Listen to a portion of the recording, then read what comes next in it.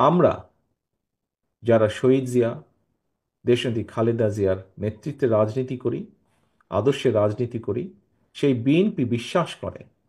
যেই রাষ্ট্র এবং সমাজে নারী, শিশু এবং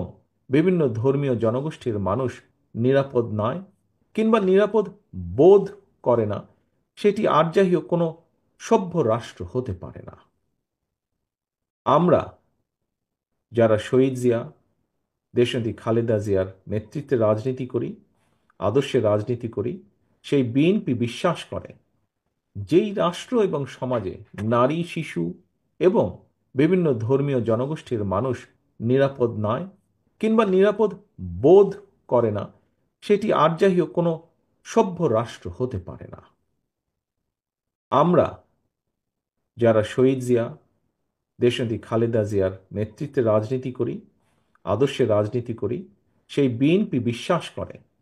যেই রাষ্ট্র এবং সমাজে নারী, শিশু এবং বিভিন্ন ধর্মীয় জনগোষ্ঠীর মানুষ নিরাপদ নয়